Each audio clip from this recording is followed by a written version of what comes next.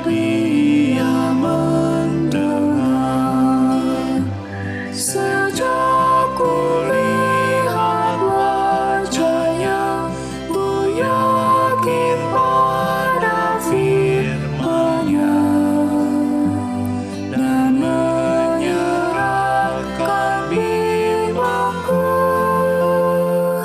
di dalam saat yang teduh.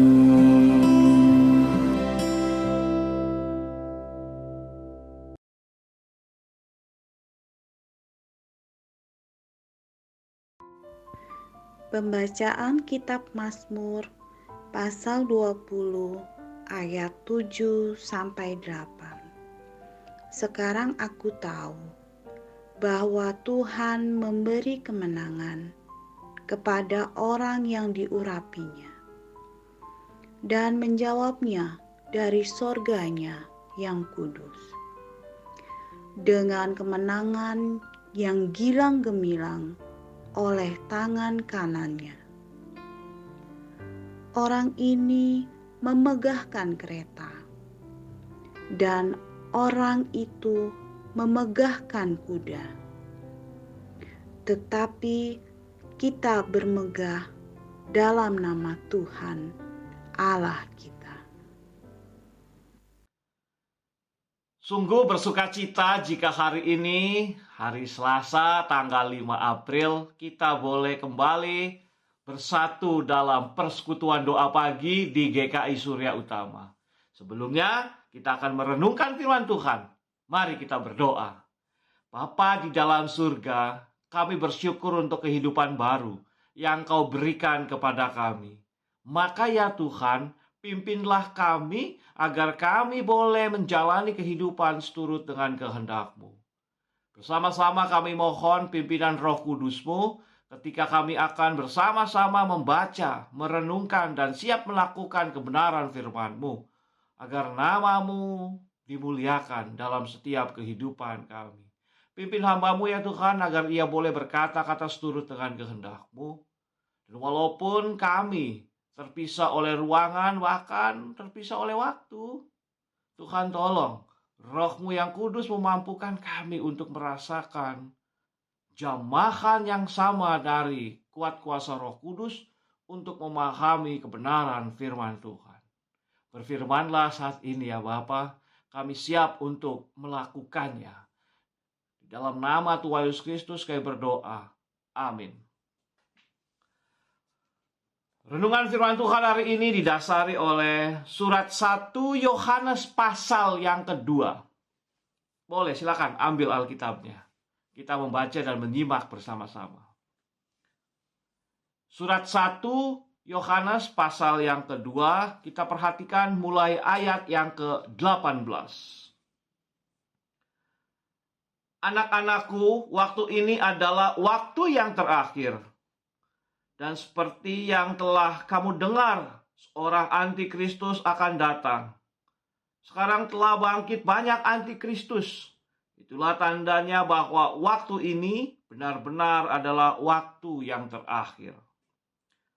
Mereka berasal dari antara kita.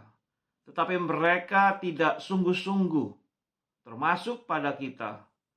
Sebab jika mereka sungguh-sungguh termasuk pada kita, niscaya mereka tetap bersama-sama dengan kita. Tetapi hal itu terjadi supaya menjadi nyata bahwa tidak semua mereka sungguh-sungguh termasuk pada kita. Tetapi kamu telah beroleh pengurapan dari Yang Kudus, dan dengan demikian kamu semua mengetahuinya. Aku menulis kepadamu, bukan karena kamu telah mengetahui kebenaran, tetapi justru karena kamu mengetahuinya dan karena kamu juga mengetahui bahwa tidak ada dusta yang berasal dari kebenaran. Siapakah pendusta itu? Bukankah dia yang menyangkal bahwa Yesus adalah Kristus? Dia itu adalah antikristus, yaitu dia yang menyangkal baik Bapa maupun anak. Sebab barang siapa menyangkal anak, ia juga tidak memiliki Bapa. Barang siapa mengaku anak, ia juga memiliki bapa. Dan kamu, apa yang telah kamu dengar dari mulanya, yaitu harus tetap tinggal di dalam kamu. Jika ada yang telah kamu dengar dari mulanya itu, tetapi tinggal di dalam kamu, maka kamu akan tetap tinggal di dalam anak dan di dalam Bapa. Dan inilah janji yang telah dijanjikannya sendiri kepada kita, yaitu hidup yang kekal. Semua itu kutulis kepadamu, yaitu mengenai orang-orang yang berusaha menyesatkan kamu. Sebab di dalam diri kamu tetap ada pengurapan yang telah kamu terima daripadanya, yaitu karena itu tidak perlu kamu diajar oleh orang lain. Tetapi sebagaimana pengurapannya mengajar kamu tentang segala sesuatu, dan pengajarannya itu benar, tidak dusta. Dan sebagaimana ia dahulu telah mengajar kamu, demikianlah hendaknya kamu tetap tinggal di dalam Dia. Ayat yang terakhir 28. Maka sekarang anak-anakku, tinggallah di dalam Kristus, supaya apabila ia menyatakan dirinya, kita beroleh keberanian percaya dan tidak usah malu terhadap Dia pada hari kedatangannya. Sampai di situ pembacaan firman Tuhan. Berbahagialah kita semua yang mau memahami kebenaran firman Tuhan dan melakukannya. Bacaan firman tadi dan tema renungan yang mendasari tema renungan persekutuan doa pagi hari ini membuat saya memberikan judul renungan Antikristus versus Pro-Kristus. Antikristus melawan Pro-Kristus. Apa yang saudara pahami tentang istilah antikristus? Dulu waktu saya anak-anak, sekitar tahun 90-an ya, ada film luar negeri yang judulnya itu Damien Omen. Ya, itu tentang film horor bagaimana kisah tentang antikristus. Mungkin Bapak Ibu, saudari memahami ada lambang 666. Figur antikristus yang menakutkan, figur iblis yang menakutkan. Apa seperti itu pemahaman antikristus? Pagi hari ini kita akan merenungkan tema ini agar kita menjadi orang-orang yang paham, menjadi orang-orang yang pro-Kristus. Anak-anakku, waktu ini adalah waktu yang terakhir. Rasul Yohanes mencoba untuk mengingatkan bahwa ketika ia bersama-sama dengan Kristus, mengingatkan bahwa akan ada masa di mana orang akan saling menyesatkan sehingga jauh dari kehendak Allah. Coba, kalau saudara ingat, kira-kira di bagian Alkitab mana saja ada penjelasan tentang antikristus? Ada yang tahu? Mungkin ada yang pernah ikut PA dan seterusnya. Ya. Penjelasan ya, istilah tentang antikristus itu hanya muncul di surat Yohanes. Ya, di bagian ini ya, surat 1 Yohanes ini. Ya, ada di 1 Yohanes pasal yang kedua yang kita baca, lalu ada di pasal yang keempat. Di bagian ini dijelaskan dengan istilah langsung antikristus. Tetapi gagasan tentang antikristus ada di beberapa bagian Alkitab. Misalnya ada di kitab Daniel, ada di kitab 2 Tesalonika, dan yang jelas juga ada di kitab Wahyu. Boleh silakan nanti dibaca-baca. Nah, pagi hari ini saya hanya ingin mengajak kita merenungkan bahwa pahami apa itu antikristus dan jadilah pro Kristus. Anti itu maknanya adalah melawan, bertentangan, atau bagian yang selalu bertolak belakang, anti gitu ya. Jadi kalau disebutkan antikristus, maka adalah dia yang selalu bertolak belakang, yang selalu menentang, yang selalu mengambil kehidupan yang jauh daripada Kristus. Maka antikristus itu bukan hanya figur-figur yang menyeramkan, tetapi bisa jadi kita. Bisa jadi saya, bisa jadi saudara menjadi antikristus. Dan hati-hati, kita harus jadi orang-orang yang pro, yang ikut, yang setuju, yang hidup di dalam Kristus. Memahami antikristus ini sangat menarik, saudara-saudari. Bagaimana kita menjadi orang yang dicerahkan untuk hidup seturut dengan kehendak Kristus. Jangan selalu anti. Sebagai suami, sebagai istri, sebagai orang tua, sebagai anak, hati-hati. Mungkin kita adalah seorang antikristus ketika kita menentang.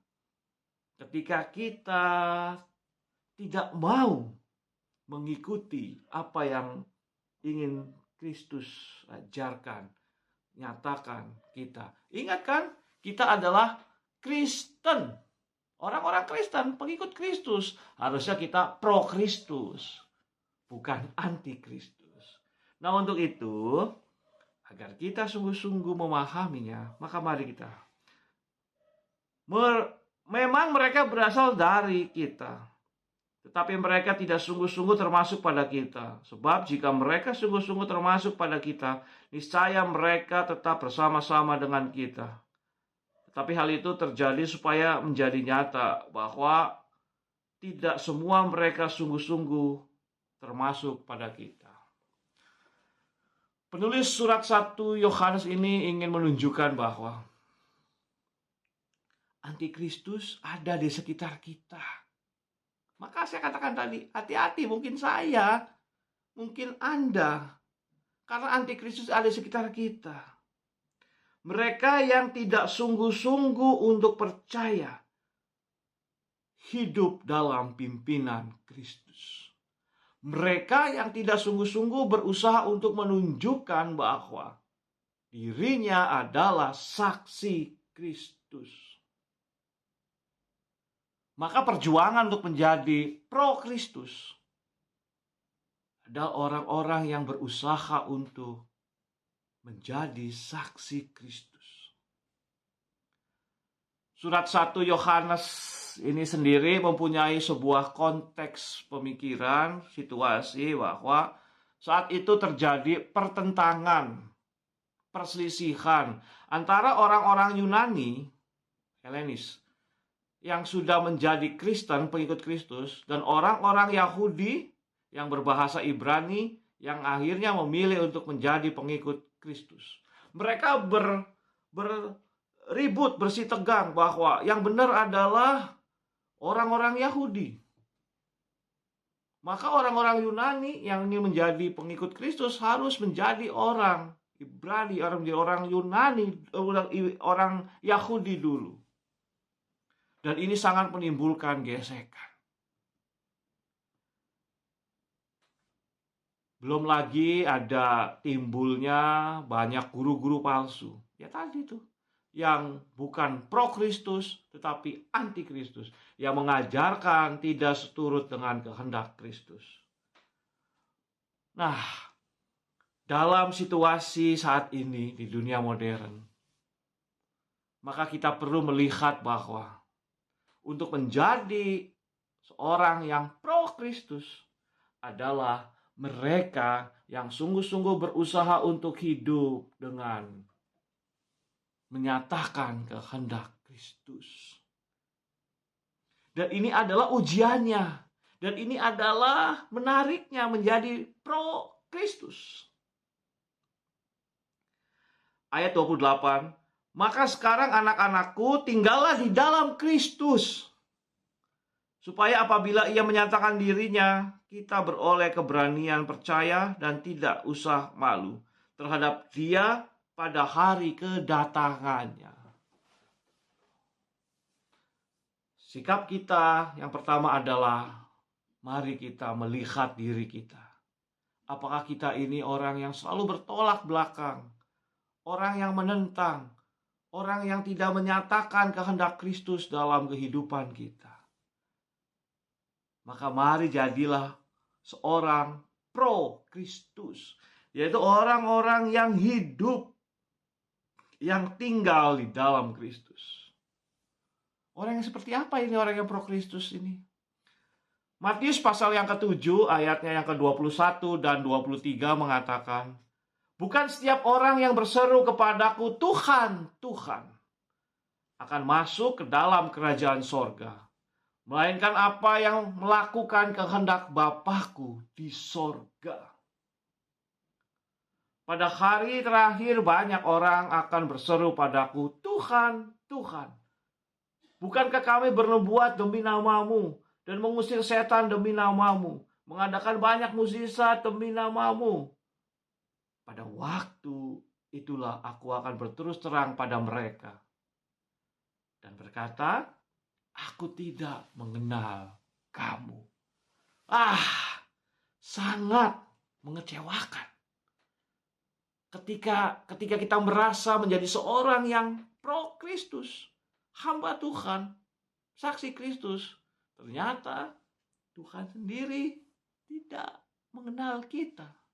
Itu semua karena kita bertolak belakang, menentang kehendaknya, dan kita tidak layak disebut sebagai saksi Kristus. Maka bagaimana caranya kita tinggal dalam Kristus? Adalah bahwa kita selalu mengingat tadi, melakukan kehendak Bapa. Bahwa Kristus datang untuk menyatakan kehendak Bapanya. Bahwa ketika kita sungguh-sungguh menyatakan kehendak Allah yang Maha Kuasa itu dengan menyatakan hidup penuh kebaikan. Maka kita juga boleh mendapatkan bantuan dari surat Galatia oleh Rasul Paulus ya, Galatia pasal yang ke-5 ayat 22, 23. Di situ menyatakan tentang nilai Kristiani. Buah-buah roh. Tetapi buah roh ialah kasih, sukacita, damai sejahtera, kesabaran, kemurahan, kebaikan, kesetiaan, kelemah lembutan, penguasaan diri. Nah, tidak ada hukum yang menentang hal-hal itu. Barang siapa menjadi milik Kristus Yesus, ia telah menyalibkan daging dengan segala hawa nafsu dan keinginannya. Surat 1 Yohanes tadi mengatakan ayat yang ke-8. Tinggallah di dalam Kristus. Maka orang-orang yang tinggal di dalam Kristus adalah orang-orang yang mau menyalibkan keinginan dagingnya dan hidup dalam pimpinan roh. Seorang yang pro Kristus adalah orang-orang yang di dalam hidupnya, dalam kenyataan kehidupan rumah tangga, pekerjaan, bergereja dimanapun berada, ia adalah orang-orang yang menyatakan kasih, mewujudkan kebaikan bagi banyak orang, sehingga orang itu merasakan sukacita, merasakan damai. Seorang yang pro Kristus, ia orang yang sabar, orang yang murah hati, orang yang setia, orang yang melakukan kebaikan, orang yang lemah lembut dan menguasai dirinya. Jadi, saudara-saudara yang diberkahi Tuhan, antikristus adalah orang yang menghilangkan damai sejahtera yang ingin Allah nyatakan dalam kehidupan di dunia ini.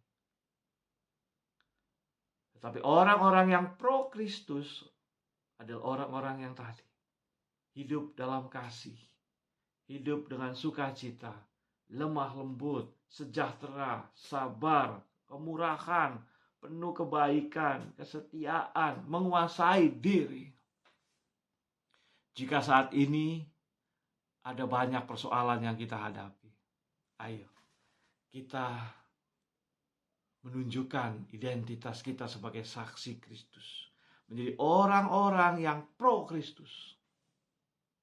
Mungkin permasalahan tidak langsung hilang.